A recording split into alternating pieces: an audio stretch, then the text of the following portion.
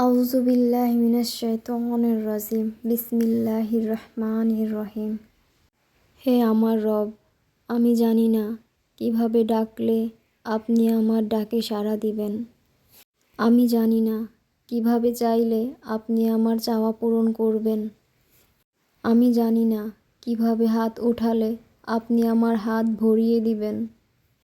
আমি জানি না কিভাবে দোয়া করলে আপনি আমার দোয়া কবুল করবেন। কিন্তু হে মহান আল্লাহ, আপনি তো আমি গুনাহগার বান্দার অন্তরের খবরও জানেন। ইয়া রব, আপনি তো অন্তরটাই দেখেন এবং আপনিই তো বলেছেন, তোমরা আমাকে ডাকো, আমি তোমাদের ডাকে সাড়া দেব। তোমরা আমার কাছে চাও, আমি তোমাদের চাওয়া পূরণ করব। আপনিই তো বলেছেন, বান্দার খালি হাত ফিরিয়ে দিতে আপনি লজ্জাবোধ করেন।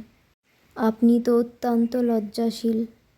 হে দয়াময় আল্লাহ, আমি অযোগ্য। আপনি আমার যোগ্যতার বাইরে অনেক কিছু দান করেছেন। আমি এখনও বিশ্বাস করি আপনি আমাকে নিরাশ করবেন না। আমি জানি আমি ছাড়া আপনার আরও অনেক বান্দা-বান্দি আছে, কিন্তু আপনি ছাড়া আমার আর কেউ নেই। ইয়া রব, আমি দুর্বল, আমার ধৈর্যের পরীক্ষা নিবেন না। আমি তার উপযুক্ত নই।